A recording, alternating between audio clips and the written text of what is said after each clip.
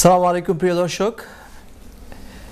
UK অথবা Europe অথবা পৃথিবীর যে কোনো প্রান্ত থেকে আপনারা আমাদের এই অনুষ্ঠান সরাসরি অথবা ধারণকৃত দেখবেন, তাদের সবাইকে সাদর আমন্ত্রণ জানাচ্ছি আইন বিষয়ক অনুষ্ঠান দ্বিতীয় মাত্রায়। দর্শক, আইন বিষয়ক এই অনুষ্ঠান দ্বিতীয় মাত্রায় আপনাদের সাথে বরাবরের মতো উপস্থিত আছি আমরা দুজন। আমার সাথে আছেন আমার প্রিয় solicitor, senior court of England and ওয়েলসের জনাব কাউসার হোসেন কুরেশি ভাই, আর সাথে partner in crime as always আমি solicitor Molla Mahfuz Islam, senior court of England and Wales. দর্শক, বেশ কয়েকদিন পরে আপনাদের সাথে আবার দেখা হচ্ছে। কিছুটা ভারাক্রান্ত বলতে পারি আমরা, যেহেতু আমরা কমিউনিটির প্র্যাকটিস করি। ইমিগ্রেশন মাইগ্রেশনের সূতিকাগার এই ব্রিটেনে আজকে বড় ঝড় এবং ঝঞ্ঝার একটা অবস্থান আমরা লক্ষ্য করছি। না বললে বাহুল্য, মানে বলা বাহুল্য, না বললে নয়। তাহলে যে পরিবর্তন এবং পরিবর্তনের ভিতর দিয়ে আমাদের আজকের এই কমিউনিটি গড়ে উঠেছে, আজকের এই ইমিগ্রেশন এবং মাইগ্রেশনের যে সূতিকাগার আমরা বলে থাকি, এটাই যে পরিবর্তন এবং পরিবর্ধন, এটা সত্যি শুধুমাত্র আপ টু ডেট থাকা একটা ডিফিকাল্ট সিচুয়েশন, আর বলে শেষ করাও আর একটা বড় টাস্ক। আমরা চেষ্টা করব আজকে কিছু কিছু বিষয়ের উপরে আলোচনা করতে। অনুষ্ঠানের শুরুতে আপনাদেরকে এটা বলে দিতে চাই যে এটা শুধুমাত্র আইনের আলোচনামূলক একটা অনুষ্ঠান। এখানে আমরা আইনের বিভিন্ন বিষয় নিয়ে আপনাদের প্রশ্ন নিয়ে থাকি, আপনাদের সাথে পরামর্শ করেই বা পরামর্শের মাধ্যমে আমরা আপনাদের উত্তর দিয়ে থাকি। আপনাদের যদি কোনো সুচিন্তিত মতামত অথবা কোনো পরামর্শ থাকে, তাহলে আপনারা আমাদের স্টুডিও লাইনে যোগাযোগ করতে পারবেন। সবচেয়ে বড় ডিসক্লেমার হলো এটা শুধুমাত্র পরামর্শমূলক অনুষ্ঠান। এখানে আমরা যদি আপনাদের কোনো আইনি পরামর্শের প্রয়োজন হয়, তাহলে আপনারা নিকটস্থ কোনো আইনজ্ঞের সাথে কথা বলবেন, সলিসিটার ব্যারিস্টারদের সাথে আপনারা আপনাদের প্রয়োজনীয় মতামত দেবেন। অনুষ্ঠানের শুরুতে আমরা একটা কল নিয়ে শুরু করতে পারি। আমাদের অনেক কল থাকে, আমরা সুযোগ পাই না কল নিতে। আমরা একটা কল নিব। আপনি কে আছেন লাইনে? আসসালামু আলাইকুম। দর্শক, আপনি আপনার প্রশ্নটি করুন প্লিজ। হ্যালো, আসসালামু আলাইকুম। ওয়ালাইকুম আসসালাম। ভাই ফোন করলাম, আমার এক বাতি জানছিলাম উদ্দেশ্য। জয় খোকা। হ্যালো, জয় খোকা হুনিয়ার খোকা। তো তান ৬০ বছর কোর্স করিয়া 9 ডিগ্রি লইলি সই আলহামদুলিল্লাহ। লোয়ার বাদে এখন আর 2 বছর লাগে করছিল আর কি। তো 2 বছর লাগে করার পরে এখন তো তান 1 বছর গেছে, গিয়ে আর 1 বছর রয়েছে। এখন তার কেমনে কিতা করলে এই দেশ চাকরি তো এখনো পুরা ইন্টারভিউ দেন, বাট চাকরি তো ইয়াই 31,000 উপরে গিয়া হয় না, স্পন্সরশিপ মিলে না। তখন কেমনে কিতা করা যায়, একটা পরামর্শ দুটো চাই। দর্শক, থ্যাংক ইউ সো মাচ। আপনি শুনতে থাকুন, আমরা অনুষ্ঠানের এক পর্যায়ে আপনার প্রশ্ন উত্তর দিব। আমরা মনে হয় এখনই ছোট করে একটু আলোচনায় নিয়ে আসতে পারি। তাহলে যে আপনার ভাতিজা এখানে এসছেন, উনি 4 বছরের একটা কোর্স করছেন, করার পরে হয়তো আমি ধরে নিচ্ছি হয়তো গ্রাজুয়েট ভিসা, যেটা অনেকে পিএসডব্লিউ বলেন, আসলে পিএসডব্লিউ বলে এখন আর কোনো ভিসা নেই, এটা একটা গ্রাজুয়েট ভিসা। উনি হয়তো গ্রাজুয়েট ভিসা আসেন, এটা আমরা ধরে নিব। তারপরে আপনি বলেছেন যে এখন কি করা যেতে পারে, স্পন্সরশিপ মিলছে না। আমরা সেটাই দর্শক এই অনুষ্ঠানের শুরুতে জনাব কাউসার কুরেশি সাহেব এবং আমি আলোচনা করছিলাম যে এটা একটা আসলে একটা সংকটময় মুহূর্ত বলতে পারি, ইমিগ্রেশন মাইগ্রেশন, অথবা কেউ যদি এদেশে সেটেল হতে চান, পলিটিক্যাল ইস্যুজ, পলিটিক্যাল কারেক্টনেস, অথবা আমরা যেটাকে বলি ট্রাম্পোনাইজ দ্য পৃথিবী, অথবা আমেরিকানাইজ হচ্ছে যেটা, যার কারণে আজকে আমরা সত্যি একটা টালমাটাল অবস্থার ভিতরে। আপনার ভাতিজা বা আমার ভাতিজা, আমার ভাই, আমার বন্ধু, আমার পরিবারের সবাই একই ধরনের সমস্যা আমরা সম্মুখীন হয়েছি। However, this is not always doom and gloom, you know. There is always a light at the end of the tunnel. আমরা যদি সব কিছুই যে খারাপ তা না, যদি আমরা ভালো কিছু করতে পারি, তাহলে অবশ্যই there are some good news, bad নিউজের সাথে থাকে, আর সব গুড নিউজের সাথেও কিছু না কিছু খারাপ নিউজ থাকে। হাউএভার কাসা ভাই, যদি এরকম এক পরিস্থিতিতে যেটা হচ্ছে যে উনি যারাই আজকে শুনছেন, আপনারা যারা স্টুডেন্ট ভিসা আসছিলেন, আপনার গ্র্যাজুয়েট শেষ হয়েছে, তারপরে আরও কিছু আপনি লেখাপড়া করতে পারেন, মাস্টার্স করতে পারেন, পিএইচডি করতে পারেন আপনার স্কিল বাড়ানোর জন্য। তারপরে যদি আপনি ইউকেতে কোনো জায়গায় কাজ পান এবং কোনো স্পন্সর আপনাকে কাজ দেয়, তাহলে আপনি স্কিল ওয়ার্কার হিসাবে এখানে কাজ করতে পারেন অ্যাকর্ডিং টু ইয়ার এবিলিটি। এটা হচ্ছে মূল কথা। তাও যদি আপনি না পান, তাহলে আমরা যে টার্গেট নিয়ে আসছিলাম যে আমি স্কিল গেইন করব, তারপর আমার যে দেশ থেকে আসছি ওই দেশেই ফিরে যাব, এটা হচ্ছে স্বাভাবিকতা। যদি আপনি স্কিল ওয়ার্কার কোনো না পান, তারপরে এটাও যদি না হয়, আপনি যদি অন্য কোনোভাবে থাকার জন্য চিন্তা ভাবনা করেন, তাহলে আর যে পদগুলো আছে যে কেউ থাকতে পারবে, সে যদি এদেশে কোনো ব্রিটিশ কিংবা সেটেল পার্সনকে বিয়ে করে সে থাকতে পারবে। কারো যদি বাংলাদেশে যাওয়ার ক্ষেত্রে নতুনভাবে কোনো সমস্যা সৃষ্টি হয়, যাওয়ার ক্ষেত্রে তার যদি লাইফ ইন ডেঞ্জারে থাকে, তাহলে সে অ্যাসাইলাম ক্লেম করতে পারবে। পরিবর্তিত পরিস্থিতিতে অত্যন্ত সুন্দর বলেছেন না, যে এইগুলা করতে পারবে। যে আরো আপনি বলবেন, আমি শুধু অ্যাড করছি কারণ ভুলে যেতে পারি আমরা, যেহেতু দর্শকদের উদ্দেশ্যে ভাই, পরিবর্তিত পরিস্থিতিতে বাংলাদেশের যে এখনকার যে সিচুয়েশন, ধরে নিলাম আমরা উনি বাংলাদেশ থেকে এসেছেন যেহেতু বাংলাদেশি, তো এমন কোনো সিচুয়েশন যদি ওনার সৃষ্টি হয়ে যায় যে উনি যেতে পারবেন না, দেয়ার আর এভিডেন্সিয়াল ডকুমেন্টেশন ওনার থাকে যে উনি প্রুফ করতে পারবেন, do not just do it for sake of it. যদি আপনি প্রুফ করতে পারেন, দ্য আর্লিয়েস্ট অপরচুনিটিতে আপনাকে সিক করতে হবে সেফটি, যে আমার লাইফ ইন ডেঞ্জার।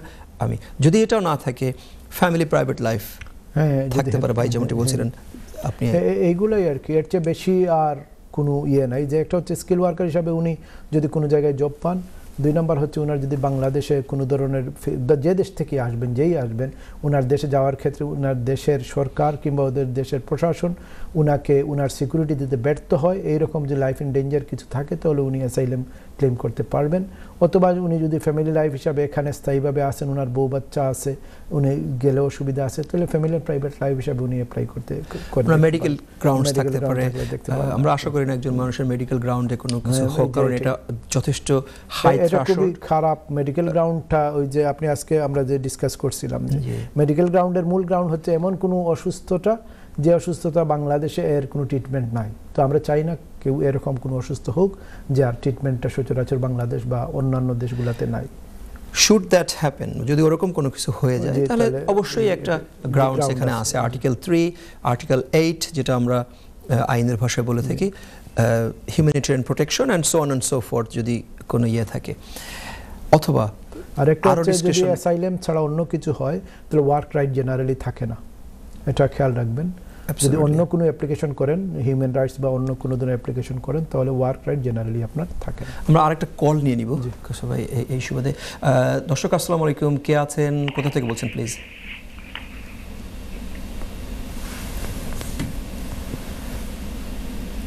দর্শক, আপনি আপনার টিভি সেটের ভলিউমটা কমিয়ে আপনি আমাদের সাথে কথা বলতে পারবেন আমাদের স্টুডিও লাইনে, যদি আপনি আপনার প্রশ্নটা করেন প্লিজ। আসসালামু আলাইকুম। জি আসসালামু আলাইকুম। জি, আমার প্রশ্নটা হচ্ছে ইমিগ্রেশনের। শোনা যাচ্ছে? জি জি ভাই, হোকা আমরা হুনিয়ার, আপনার হোকা হুনিয়ার। প্রশ্নটা হইল গিয়া হাউস ভিসা আপিল কি, ওটা আপিল ধরো হয়েছিল 1 বছর আগে। এখন তো অক্টোবরে তারা একটা ইমেল ছাড়ছে যে 20 অক্টোবরের ভিতরে ওরা রিভিউ করবে। রিভিউ করার মধ্যে আমরা স্টিল ওয়েট করতেছি, কোনো কিছু জানাইতেছে না। জি, আপনার হিয়ারিং শেষ হয়ে গেছে নি? জি না, হিয়ারিং করছে না ওরা। ওকে, ম্যাটারটা কি? স্পাউস ভিসা ইত্যাদি আপিল করছেন, স্পাউস ভিসা আপিল করছেন, ওটাই তো না? যে 20 অক্টোবর ওরা বলছে যে রিভিউড বাই 20 অক্টোবর, এখন কিছু জানাইতেছে না এখন। দর্শক, আপনি শুনতে থাকুন, আমরা গেস করে নিচ্ছি যে এটা একটা স্পাউস ভিসা। এটা in country out country please? দেশের বাইরে থেকে, দেশের ভিতর থেকে? এটা আমার তো আপনি যারা দেশের বাইরে। আচ্ছা, বাংলাদেশ থেকে। ওকে, রাইট। আপনি শুনতে থাকুন, আমরা চেষ্টা করব আপনার প্রশ্নের উত্তর দিতে। আপিলের ক্ষেত্রে তো আপনার সলিসিটার যার মাধ্যমে যদি আপনি আপিল করিয়া থাকেন, তাই অবশ্যই জানার কথা। যদি তাই MyHMCTS ঢুকেন এবং তার কাছে রিকোয়েস্ট করেন, অবশ্যই অত লম্বা লাগার কথা নয়। আপনি তাহলে একটু যোগাযোগ করুক, শুড বি হিয়ারিং ডেট অতদিনে আই যাওয়ার কথা, অতদিনে হিয়ারিং ডেট আই যাওয়ার কথা। এবং হিয়ারিং ডেট হওয়ার বাদে 15 দিন 20 দিন, হাইয়েস্ট 1 মাস সময় লাগে, তারা আপনার ডিসিশন জানাই দেয়।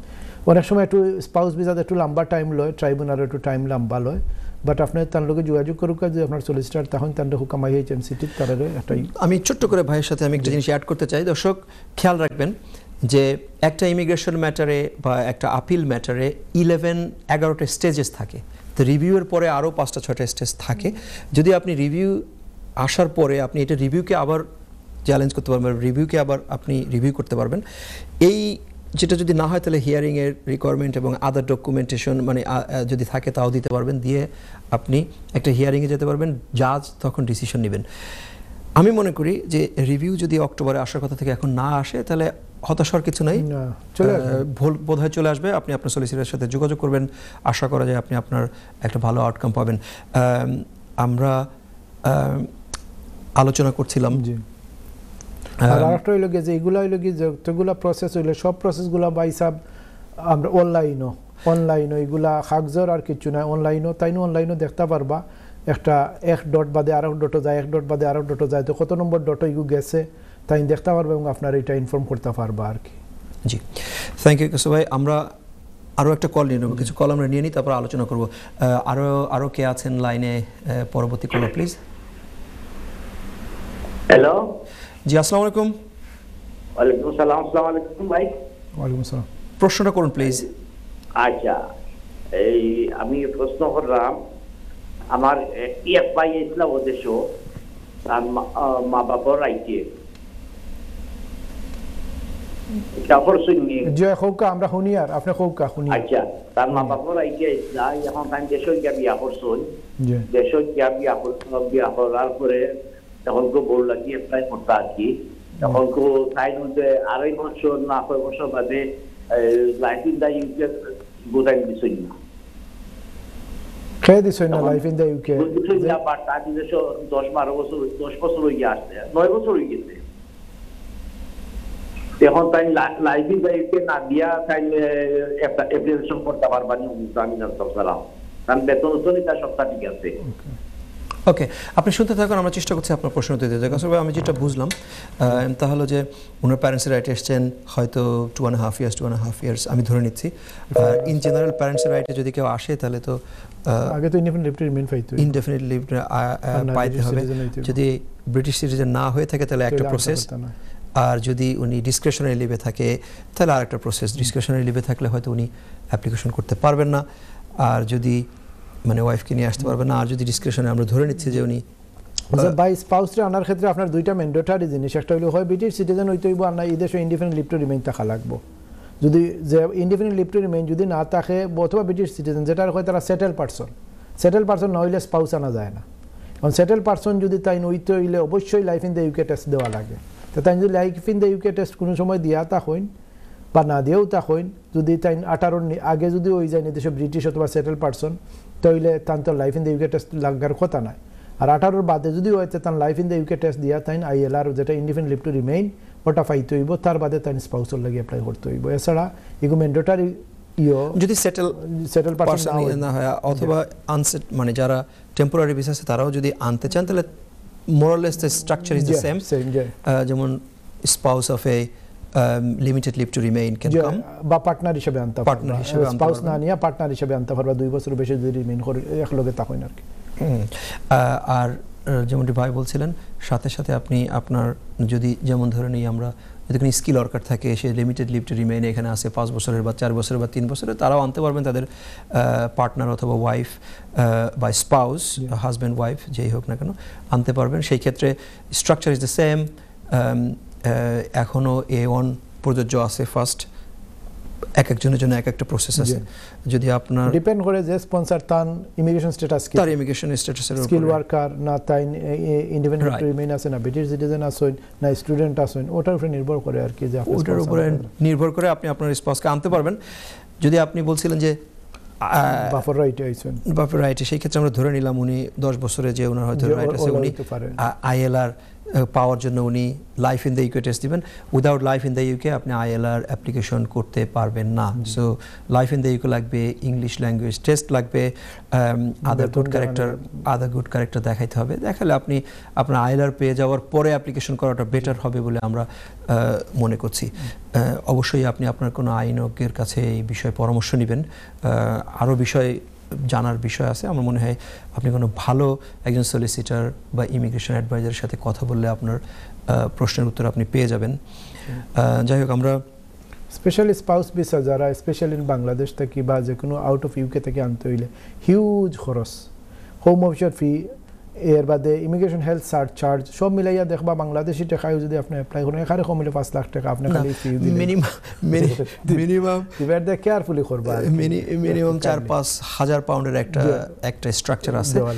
Therefore it's a very very expensive application. আপনারা অবশ্যই কোনো আইনি পরামর্শ নিয়ে যদি প্রয়োজন হয় অথবা নিজেরা .gov ওয়েবসাইট থেকে প্রপার ইনফরমেশন নিয়ে তারপরে সেই অনুযায়ী কাজ করবেন, যাতে আপনার যে আশা বা আকাঙ্ক্ষা সেটা যেন যথাযথ হয়, রিফিউজটা না হয় অথবা রিফিউজের গ্রাউন্ড না তৈরি হয়ে যায় যে আপনাকে তারা রিফিউজ করতে পারবে।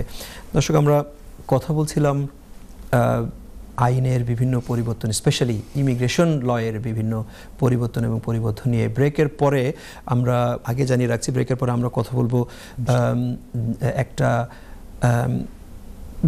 ভেরি রিসেন্ট ইস্যুস, যেটা মেইনলি তারা খুব গর্ব করে আপনারা দেখবেন যে হোম সেক্রেটারি থেকে শুরু করে যেসব পলিটিক্যাল পার্সোনালিটি আছেন তারা বিভিন্নভাবে প্ররোচনা প্রভোকেশন সৃষ্টি করছেন যে কোনোভাবে হোক মানুষকে বের করে দিতে হবে। ইমিগ্রেশন এদেশে মেইন সমস্যা কিনা এটা আবারও ডিবেটের বিষয়। ইমিগ্রেশন এবং মাইগ্রেশন ছাড়া আসলে পৃথিবীতে কোনো জায়গায় কত উন্নত হয়েছে সেটা তারা নিজেরাও জানে, বাট ভালো ইমিগ্রেশন এবং মাইগ্রেশন ইজ আকাঙ্ক্ষা করার মতো একটা বিষয় যে আপনি কাউকে যে দেশে আনবেন অবশ্যই আপনি চাইবেন তার কাছ থেকে একটা ভালো আউটকাম পাওয়ার। কেউ আসলো, দেখেন আমরা যারা প্র্যাকটিস আছে আমরা জানি এটা যদি কারোর বিরুদ্ধে বা কারোর পক্ষে যায় সেজন্য বলছি না, ফ্যাক্ট হচ্ছে যে এরকম দেখেন যখন আমাদের ইউক্রেনের বিষয়টা আসলো 200,000 পিপুল এদেশে সেটেল হয়েছে। থাইল্যান্ডের একটা ব্যাপার আছে, সেখানে কত মানুষ এসে সেটেল হয়েছে। আমরা দেখতে পাইছি যখন ইউ ব্রেক্সিট হয়ে যায় তখন কত শত হাজার মানুষ এদেশে এসেছেন। ভাই মাহফুজ ভাই, ইউকে এখনো পর্যন্ত not the top, 4th largest হচ্ছে অ্যাসাইলামের ক্ষেত্রে। জার্মানি কিংবা ইটালি এদের থেকে অনেক নিচে এদেশের অবস্থান। এর জন্য যে ইমিগ্রেন্টরা কিংবা অ্যাসাইলাম সিকাররা বিরাট যে প্রবলেম সৃষ্টি করে ফেলতেছে, problem is not there, problem is where they cannot stop the illegal entry. This is the different issue, this is the different issue. আমরা এটা পলিটিক্যাল কারেক্টনেস নিয়ে আমরা আসলে কথা বলা না ভালো হবে। আমরা দর্শক, আমরা ব্রেকের পরে কথা বলবো যেসব পরিস্থিতি আমরা ফেস করছি এখন। আপনারা সবাই ভালো থাকবেন, সুস্থ থাকবেন, আমাদের সাথে থাকুন, চোখ রাখুন আমাদের এই অনুষ্ঠানে। দেখা হচ্ছে ব্রেকের পরে আইন বিষয়ক অনুষ্ঠান দ্বিতীয় মাত্রায়। আসসালামু আলাইকুম। আসসালামু আলাইকুম দর্শক, ওয়েলকাম ব্যাক। ব্রেকের পরে আপনাদের সাথে আমরা আবার ফিরে এসেছি আমাদের আইন বিষয়ক অনুষ্ঠান দ্বিতীয় মাত্রায়। দ্বিতীয় মাত্রায় আপনারা দেখছেন আইনের বিভিন্ন বিষয়ে আলোচনা এবং আপনাদের গুরুত্বপূর্ণ কল এবং আপনাদের মতামত আমরা চেষ্টা করছি নিতে। যদি কারোর কোনো পরামর্শ থাকে অথবা কারো কোনো কোশ্চেন থাকে আপনারা টিভি সেটের নিচে যে নাম্বার আছে লাইভে আমাদের সাথে কথা বলতে পারবেন। কাসবে আমরা কথা বলছিলাম স্পাউস ভিসা নিয়ে। আমরা আসলে এখন একটু স্কিল ওয়ার্কার এবং বিজনেস এবং ডিটেনশনের যে কিছু বর্তমান পরিস্থিতি এটা নিয়ে আমরা কথা বলবো এই মুহূর্তে। বিজনেস ওনারদের জন্য মূলত আমাদের প্রথম কিছু আলোচনা থাকবে, তারপরে আমরা তার প্রেক্ষাপটে কী ধরনের প্রবলেম এবং কি করণীয় থাকবে এটা নিয়ে কিছু কথা বলবো। বিজনেস ওনারদের জন্য আমাদের প্রিয় ভাই এবং যারা ভাই বোনেরা বা যাদের বিজনেস আছে তারা অবশ্যই সতর্ক দৃষ্টি অবলম্বন করবেন, সতর্ক থাকবেন। বিকজ যদি ইমিগ্রেশন অফিসার এনকাউন্টার হয়, যদি আপনাদেরকে ফেস করতে হয়, তাহলে কয়েকটা বিষয় বিশেষভাবে খেয়াল রাখতে হবে। তাহলে যদি কেউ আনরেজিস্টার থেকে থাকেন অথবা ইভেন আনরেজিস্টার নাই কিন্তু আপনি প্রপারলি তাদেরকে জব প্রোভাইড করেননি, সেই ক্ষেত্রে একটা বিরূপ প্রতিক্রিয়ার সম্মুখীন আমরা হতে পারি অ্যাজ এ বিজনেস ওনার। আমাদের সবচেয়ে প্রয়োজনীয় বিষয় যেটা জানার তা হলো যে আমাদের আগের মতো ফিজিক্যাল ডকুমেন্ট এখন আর নাই। আমাদের শেয়ার কোড যেটা আমরা বলি বা অনলাইন যে প্রসেসটা আছে যেটাকে আমরা ই ভিসা বলে থাকি, সেখান থেকে আমরা শেয়ার কোড নিয়ে সেই শেয়ার কোড চেক করে তাদের ওয়ার্ক রাইট চেক করে তারপরে আমরা তাদেরকে কাজের ব্যবস্থা করব। মিনিমাম ওয়েজ থাকলে মিনিমাম ওয়েজের ব্যবস্থা করব, কন্ট্রাক্ট থাকলে অবশ্যই আমরা কন্ট্রাক্ট দেবো, হোক সেটা এক হাতে লেখা 2 পেজের হোক, 1 পেজের হোক, 10 লাইনের হোক, no problem. Please do not make this mistake. Every 3 to 6 month প্রয়োজন হলে আপনারা আবারও শেয়ার কোড চেক করবেন, আপ টু ডেট থাকবেন। তাই না হলে অবশ্যই এমন একটা খড়গ আমাদের উপরে নেমে আসতে পারে যেটা আমাদের ফাইন্যান্সিয়াল টানাপোড়েনের ভিতর দিয়ে আমাদেরকে যেতে হতে পারে। Fine is up to 60,000 pound per illegal worker. সবাই আপনি কাইন্ডলি আমাদেরকে বিজনেসের ক্ষেত্রে মাহফুজ ভাই যেটা আর কি, যে আপনারা বিশেষ করে যারা বিজনেস ওনারা আছেন, যে বিজনেসই হোক, আপনার একটা এইচআর এমন বিশাল কিছু না, আপনাকে এই জন্য হিউম্যান রিসোর্স ম্যানেজার রাখতে হবে এরকম কোনো কথা নাই। আপনার একটা ফাইল থাকবে, এই ফাইলের মধ্যে আপনার এমপ্লয়ারদের একটা লিস্ট থাকবে, যে এমপ্লয়ার মধ্যে আপনার 5 জন এমপ্লয়ি আছে, এমপ্লয়ির আপনার ডেটাগুলো থাকবে, কি থাকবে, তার আইডি থাকবে, কি তার ইমিগ্রেশন স্ট্যাটাস থাকবে, সে পেরোলে যদি থাকে পেরোল থাকবে, তার এমপ্লয়মেন্ট কন্ট্রাক্ট থাকবে, এইটা আপনার আপ টু ডেট থাকবে। এইভাবে 5 জন 7 জন প্রত্যেকের আলাদা আলাদা ফাইল থাকবে। আপনার কথা শুনবো, ভেরি নাইস, বাট আমরা একটা কলও নিয়ে ইনশাআল্লাহ আমরা বোধহয় হারিয়ে ফেলেছি কলারকে। তাহলে এইগুলা থাকবে এবং এইগুলো আপ টু ডেট থাকবে। তারপর আরও যদি আপনি আরও ভালোভাবে চান তাহলে আপনার হলিডে পলিসি থাকবে, সিক পলিসি থাকবে, এমপ্লয়ার ফুল পলিসি থাকবে, ইন্স্যুরেন্সের সার্টিফিকেট থাকবে। এগুলো আপনার প্রত্যেকটা এমপ্লয়ারের ক্ষেত্রে থাকতে পারে, অ্যাটেন্ডেন্স নোট থাকতে পারে, প্রোগ্রেস নোট থাকতে পারে, এইগুলো আপনিও রাখতে পারেন। কিন্তু ম্যান্ডেটরি যেগুলো আছে ফর ইমিগ্রেশন পারপাস, আপনাকে অবশ্যই মিনিমাম তার আইডি রাখতে হবে, ইমিগ্রেশন স্ট্যাটাস রাখতে হবে, এমপ্লয়মেন্ট কন্ট্রাক্ট রাখতে হবে, পে রেজিস্টারে থাকতে হবে। এই জিনিসগুলো যেন আপনারা প্রত্যেকের ক্ষেত্রে আপনি রাখেন এবং এটা যেন আপ টু ডেট থাকে, যে আপনি যখন আসছিল রাখলেন তারপরে আর কোনো কথা নাই, 1 বছর রাখলেন, একবার রাখলেন and then you just continuing. Thank you so much কৌশল ভাই সুন্দর করে বলার জন্য। এখন কোনো কারণে আনফর্চুনেটলি আমরা ইমিগ্রেশন এনকাউন্টার করলাম বা ইমিগ্রেশন এনফোর্সমেন্ট আসার পরে আমাদের এমন কাউকে পেয়ে গেলেন যে ওনার যে ডেজিগনেটেড কাজ সেটা উনি করছেন না, সেটা একটা ইস্যু হতে পারে। যে স্কিল ওয়ার্কারের ক্ষেত্রে যদি ডেজিগনেটেড কাজ, ফর এক্সাম্পল আমি একজন chef but I am just on the floor, I am serving the customers, that's not allowed. যদি এটা করেন তাহলে সেই ক্ষেত্রে এটা ভ্যারিয়েশন, অথবা তারা চাইলে দেন অ্যান্ড দেয়ার ওই স্কিল ওয়ার্কারের ভিসা কার্টেল করে এবং তাকে দেশে পাঠায়, অথবা ওনাদের ডিটেন করতে পারবেন বা ওনাদের হেফাজতে নিয়ে নিতে পারবেন। সেই ক্ষেত্রে আমরা কি করতে পারি? শুধু এইটা না, এটা আমি শুধু একটু উদাহরণ দিলাম। এই ক্ষেত্রে অনেক থাকতে পারে, যেমন আমি বা আপনি কাউকে কাজ দিচ্ছি, ঠিক আছে, তার কাজের রাইট আছে, however I don't know what kind of work I give it to him. ধরে নিলাম একজন অ্যাসাইলাম সিকার আমাদের কোনো বিজনেস ওনার বাইয়ের রেস্টুরেন্টে বা কোনো একটা বিজনেসে আসলেন, এসে বললেন আমার ওয়ার্ক রাইট আছে, ওনার কার্ডে লেখা আছে যে ওয়ার্ক পারমিটেড। এই ক্ষেত্রে আপনাকে শুধু এটা দেখলেই হবে না, যেটা আমি প্রথমে বলছিলাম যে এমপ্লয়ার ইসিএস বলে, এমপ্লয়ার চেকিং সার্ভিস। কিন্তু প্রথমে আপনাকে চিন্তা করতে হবে physical documentation is not valid any longer. আপনাকে অবশ্যই একটা ই ভিসা, যেটা আমরা বলে থাকি ইলেকট্রনিক ভিসা, এখানে যে আপনি তাদের কাছ থেকে একটা শেয়ার কোড নেবেন। যদি শেয়ার কোড না পাই, যেটা আমি বলছিলাম এই ক্ষেত্রে, যেটা অ্যাসাইলামের ক্ষেত্রে ধরে নিলাম, উদাহরণ দিচ্ছি, সেই ক্ষেত্রে আপনাকে অবশ্যই ইসিএস এমপ্লয়ার চেকিং সার্ভিস বলে, ওইখানে আপনি একটা ইমেল করতে পারবেন যে such and such person is came to me and উনি জব সিক করতেন। ওইখানে একটা ফর্ম আছে, ছোটো একটা ফর্ম ফিল আপ করে আপনি হোম অফিসে পাঠিয়ে দিলে 5 ওয়ার্কিং ডেজের ভিতরে আপনি একটা আউটকাম পেয়ে যাবেন যে this person is positive verification, আমরা যেটাকে বলি, যে he or she is allowed to work or not and what kind of work he or she is allowed to work. যদি এটা পেয়ে যান তাহলে আপনি সেই অনুযায়ী তাকে কাজ দিতে পারবেন। 20 আওয়ার্স থাকতে পারে, 40 আওয়ার্স থাকতে পারে, ফুল টাইম থাকতে পারে, অথবা স্পেসিফিক রেস্ট্রিক্টেড ওয়ার্ক থাকতে পারে, সেই অনুযায়ী আপনি তাকে কাজ দিলেন। নাও কোনো কারণে আপনি একটা কাগজ দেখে বা একটা ডকুমেন্টে দেখে, because it's been a long process, আমরা অনেকদিন ধরে এটা ছিল, কোনো কারণে আমরা ভুলবশত কাজ দিয়ে দিলাম, আমি বা আপনি as a business owner can be fine up to 60,000 pound. Up to 60,000 pound it's a haptic amount. 2 জন বা 3 জনকে পেয়ে গেলে বিজনেস নিয়ে টানাটানি অবস্থা পড়ে যায়, অনেকে বিজনেস ছেড়ে দিতে হচ্ছে আনফর্চুনেটলি। এরকম নজির আমরা প্র্যাকটিসে অনেক সময় দেখতে পাই। দেয়ারফর স্বনির্বন্ধ অনুরোধ থাকবে দর্শক, যারা আমাদের বিজনেস ভাইরা ওনার যারা আছেন, আপনারা অবশ্যই আপনাদের ডিউ ডিলিজেন্সটা ভালো করে চেক করবেন। আপনি যদি না পারেন বা না বুঝেন, আপনার এইচআর ম্যানেজার অথবা আপনার ম্যানেজার অথবা আপনি কোনো আইনজ্ঞের পরামর্শ নেবেন। It saves you from lot of hassle. এটা যখন আপনি প্রপারলি করে ফেলতে পারবেন, দেন আপনার কোনো ধরনের টেনশন থাকলো না এই যে এত বড় ফাইনের। আর কোনো কারণে যদি আমরা এনকাউন্টার করে ফেলি, তাহলে কি ইম্প্যাক্ট আমাদের হতে পারে এমপ্লয়ারের জন্য? তো অবশ্যই যেটা আমি বললাম যে এটা হতে পারে কাসর ভাই, আমাদের এমপ্লয়ি ভাইদের জন্য বা বোনদের জন্য যারা ডিটেনশনে যদি চলে যান আনফর্চুনেটলি, অথবা তাদেরকে নোটিশ দেওয়া হয়, কার্টেল করা হয়, সেই ক্ষেত্রে আমরা কি করতে পারি? কাসর ভাই আপনি একটু কাইন্ডলি বলবেন, আমাদের যদি ডিটেনশনে চলে যায় তাহলে কি হবে? তো ইউকেতে specially two sort of detention, one is a criminal কেসের জন্য ডিটেনশন, যেটা পুলিশ স্টেশনে ধরে রাখা হয়, আর অন্য ইমিগ্রেশন ডিটেনশন যেটা এই পুলিশ স্টেশন থেকে সাথে সাথে ইমিগ্রেশন রিমুভেল সেন্টার যেগুলো আছে ওইগুলোতে পাঠাই দেওয়া হয় আর কি। এটা হচ্ছে শুধুমাত্র স্রেফ ইমিগ্রেশন এর জন্য, এটার সাথে অন্য কোনো ক্রাইমের, অন্য কোনো অফেন্সের কোনোভাবে রিলেশন নাই। তো এক্ষেত্রে তো আপনি যিনি ডিটেইন হবেন আপনি যোগাযোগ করবেন, ওই ডিটেনশন সেন্টারের ভিতরেও আপনাকে তারা সুযোগ দেবে। অনেক হিউম্যান রাইটস অর্গানাইজেশন আছে তারা, এবং হোম অফিসের অনেকগুলো সেক্টর আছে যে আপনাকে সুযোগ দেবে আপনি বেইল অ্যাপ্লিকেশন করার জন্য।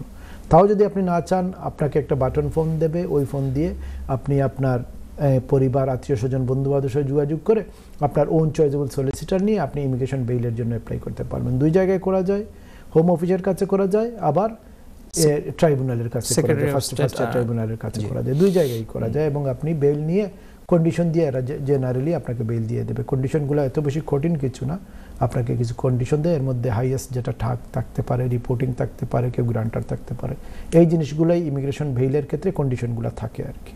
তো আপনি যখনই ডিটেইন হবেন সাথে সাথে আপনি যেন যোগাযোগ করেন আপনার আত্মীয় স্বজন, বন্ধুবান্ধবের মাধ্যমে যে আপনি কোন ডিটেনশন সেন্টারে আছেন, এবং ওনারা আপনার জন্য ইমিগ্রেশন বেইলের জন্য অ্যাপ্লাই করবেন, অথবা আপনি নিজেও অ্যাপ্লাই করতে পারেন।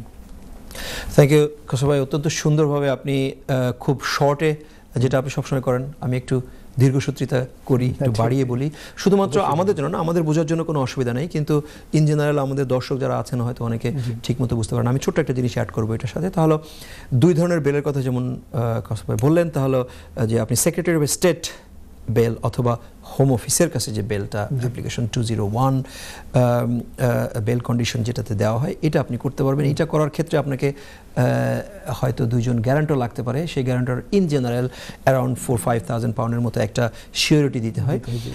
আর যদি আপনি এটাতে সাকসেসফুল না হন, তাহলে আপনার পরবর্তী স্টেজে আপনি যে আবার ট্রাইব্যুনালের কাছে, কোর্টে আপনি বেল অ্যাপ্লিকেশন করতে পারবেন।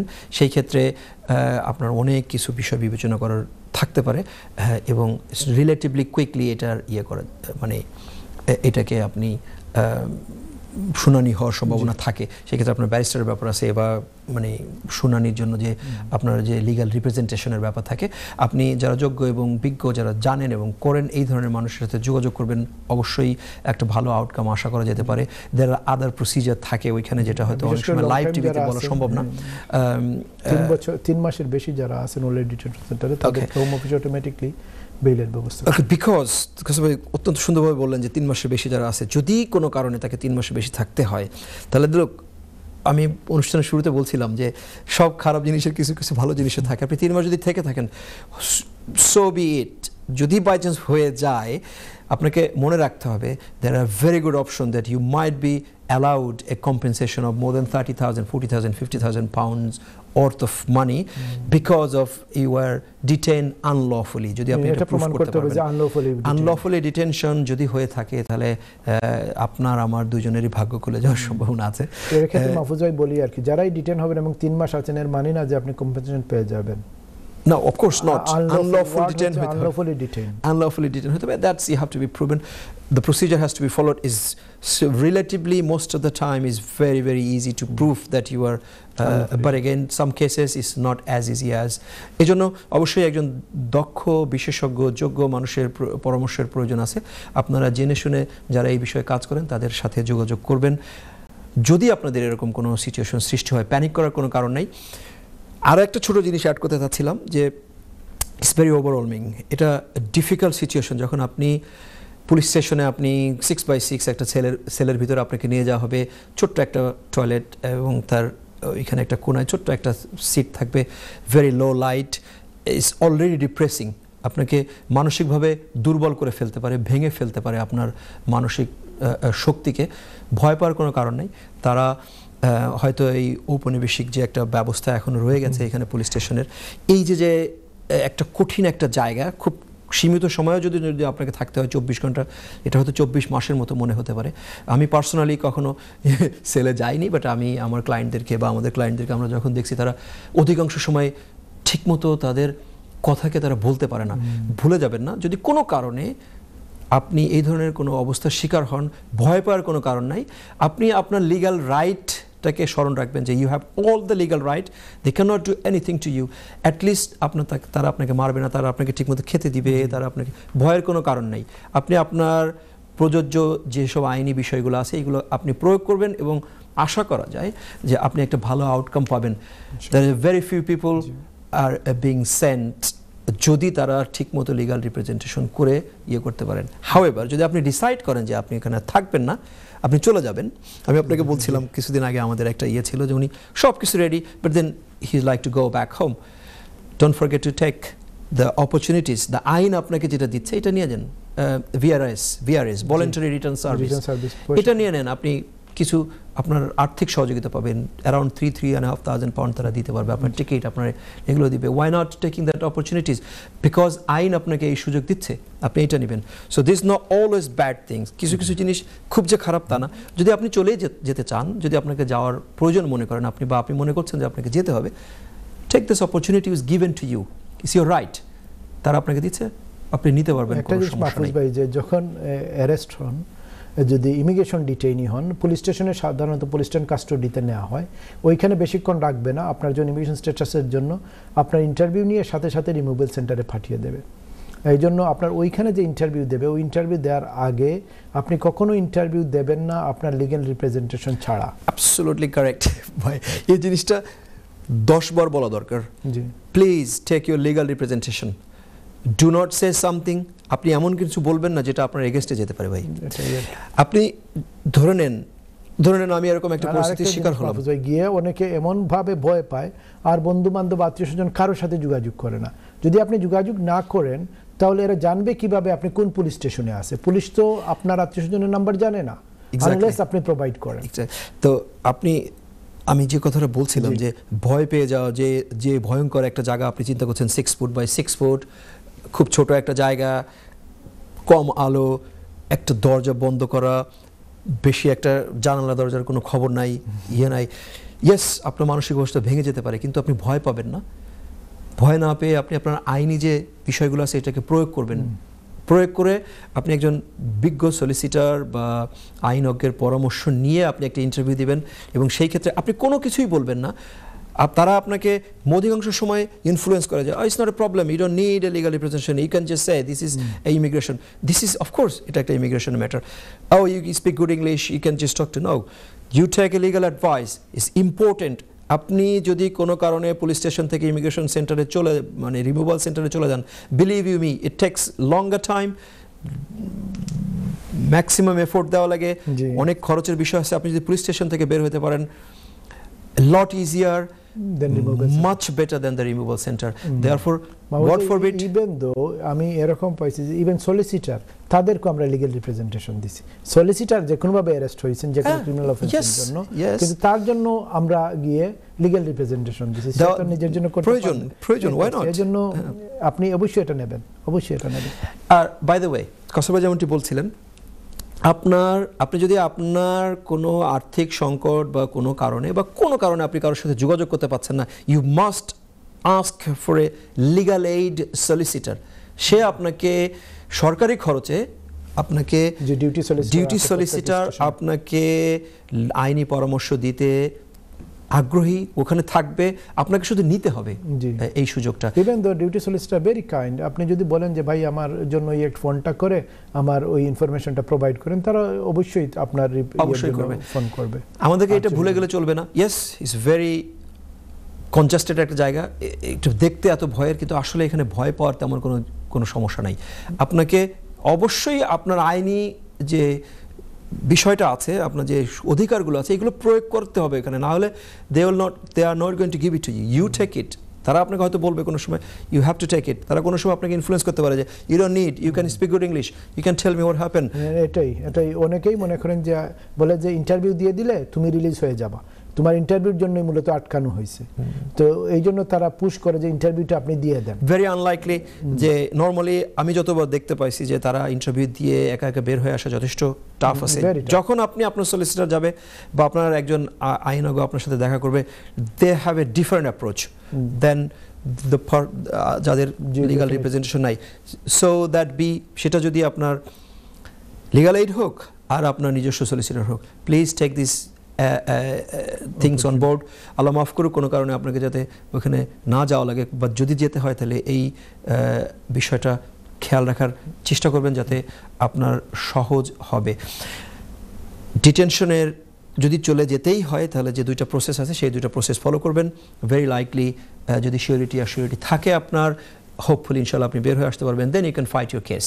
যদি কোনো কারণে আপনাকে মোর দেন অনেক দিন আপনাকে থেকে যেতে হয় কোনো মানে অজ্ঞাত কারণে, তাহলেও আপনি আপনার ভাগ্য সুপ্রসন্ন হতে পারে যদি আপনি প্রমাণ করতে পারেন যে আপনাকে আনলফুলি ডিটেন করা হয়েছে। there is a very good chances that you could have the compensation, and the compensation recently we have done something which is I cannot give you the details, but it was like more than 48,000 pounds. I witnessed it, and it could be even more for over a period of time. Compensation scheme থেকে তারা compensation পেয়েছেন। অতএব ভয় পাওয়ার কোনো কারণ নাই। is definitely difficult, but ভুলে গেলে চলবে না যে আপনার আইনি রাইট আছে। আপনি you are not a criminal, you have just done something which is not within the limit of the law. আপনি হয়তো কোনো ছোটখাটো কারণে ইয়ে করেছেন, আপনি অবশ্যই বিষয় যদি দর্শকদেরকে বলে দিতেন, ওই যে শাবানা যে কথাগুলো বলছে, যেগুলা লেবারের যেগুলা ওনারা বুটের জন্য বা যেগুলা বলতেছেন, এগুলার কতটুকু আপডেট আছে এবং এটা লিগ্যাল ফ্রেমওয়ার্ক কি আছে? থ্যাংক ইউ সো মাচ কসু ভাই। আমি বললাম আমি আপনাকে জিজ্ঞেস করব। ভেরি গুড যে আপনি এটা উল্লেখ করলেন। আমাদের সময়ের স্বল্পতা আছে, কিন্তু আমি এটুকু বলে দিতে চাই সত্যি ভয় পাওয়ার তেমন কোনো কারণ নাই। আমি প্রথমত বলতে চাই যে আমাদের কমিউনিটি যারা আছে অধিকাংশ মানুষ ইললিগালি এদেশে, আমি কোনো মানুষকে ইললিগাল বলতে চাই না, বাট ইললিগালি কোনো মানুষ এদেশে খুব কম সংখ্যক আছেন। যদি আমাদের কমিউনিটির ক্ষেত্রে আমরা ধরি, অবশ্যই গ্রেটার গুডসের জন্য আমরা বলতে পারি যে দেয়ার আর ডিফিকাল্ট সিচুয়েশন। হাউএভার আমাদের কমিউনিটির মানুষের ইললিগাল এন্ট্রি সংখ্যা যথেষ্ট কম, সেই একটা গুড সাইড আমাদের কমিউনিটির জন্য। আর যদি কোনো কারণে এই দিল্লি কাছে কাছে হয়ে যায়, আমরা সাধারণত বলি দিল্লি বহুত দূর, তো এই দিল্লি যদি কাছে কাছে হয়ে যায়ও, এই যে আইনি চ্যালেঞ্জেস, দেয়ার উইল বি আইনি চ্যালেঞ্জেস, আইনি চ্যালেঞ্জেসগুলো অতিক্রম করতে করতে কিছু মানুষের হয়তো কিছু ক্ষতি হয়ে যেতে পারে, বাট ভয় পাওয়ার কোনো কারণ নাই। আমি আশা করব এবং আমি এখনো ইনফরমেশন সত্যি মন থেকে আশা করব যে ইফ দিস থিংস যদি সত্যি আইনের 5 বছরের জায়গায় যদি 20 বছর হয়ে যায়, যদি তাদের ফ্যামিলি রিইউনিয়ন সম্ভব না হয়, এটা ইনহিউম্যান হবে আমি মনে করি। এটা আইনি ধোপে টিকবে বলে আমি ব্যক্তিগতভাবে মনে করি না। এটা যদি হয় তাহলে আইনি ব্যবসা করাটা বা আইনি কাজের সাথে জড়িত থাকাটা একটা বঞ্চনার শিকার হওয়ার মতো একটা পরিস্থিতিতে আমরা পড়ব। আমি এবং আমার যারা সতীর্থ আছেন, আমাদের যারা আইন বিষয়ে প্র্যাকটিস করেন, তাদের সবারই হয়তো একই ধরনের মতামত থাকবে যে this will be unduly harsh decision to take for a political reason which is not right. Categorically আমরা বলতে পারি যে এটা আইনি চ্যালেঞ্জেস মাস্ট আসবে। আপনারা এত ভয় পাবেন না। দেখবেন অনেকে অনেক কিছু বলছে, ইউটিউবের বদৌলতে আমরা অনেক কথা শুনতে পাই, অনেক কিছু বলেন। দয়া করে ভীত সংকুচিত হবেন না। Yes, there are difficult times. Yes, these things has to go through a lot of challenges. যেটা আমরা আশা করব যে যেটা আমরা শুনতে পাচ্ছি যে এই গত মন্ডেতে যে ডিসিশনগুলো মানে প্রস্তাবগুলো তারা নিয়ে এসছেন, এই প্রস্তাবগুলো পাশ হইতে এখনও সময়ের ব্যাপার আছে। এই প্রস্তাবগুলো যদিও যারা প্রস্তাবগুলো নিয়ে এসছেন তাদের নিজের দলের মানুষই এটার বিরোধিতা করছেন, because there are humanity, there are human around us, there are people who are bringing this proposal, they themselves possibly, আপনারা খুঁজে দেখবেন তাদের ইতিহাস দেখবেন, তারাও হয়তো কোনো ইমিগ্রেশন ফ্যামিলি থেকে চলে আসছেন। আমরা অত্যন্ত দুঃখের সাথে আপনাদের সাথে তাল মিলিয়ে এটা বলতে চাই যে এরকম কোনো দিন যেন না আসে যে আমাদের দেখতে হয় যে 5 বছর 20 বছর হয়ে যাচ্ছে অ্যাসাইলামদের ক্ষেত্রে যত হার্শ ডিসিশন নেওয়া হচ্ছে, তত তাড়াতাড়ি এই ডিসিশনগুলো নেওয়া হচ্ছে, তত আইনকে আমরা হয়তো অ্যাভয়েড করে যাচ্ছি, আমরা ঠিকমতো একজন মানুষকে জাস্টিস দিতে পারছি না। কাসর ভাই, আপনি শেষ করবেন এক মেবি 10-15 সেকেন্ডে। আমি বলে দিতে যাচ্ছি দর্শক, আমরা ভয় পাবো না, আমরা আশা করব আপনাদের সাথে আবারও কোনো অনুষ্ঠানে দেখা হবে। কাসর ভাই। জি, ওকে দর্শক বিন্দু, আসসালামু আলাইকুম রহমতুল্লাহ। যেখানেই আছেন ভালো থাকেন, সুস্থ থাকেন, পেরেশান মুক্ত থাকেন। আল্লাহ হাফিজ। আল্লাহ হাফিজ।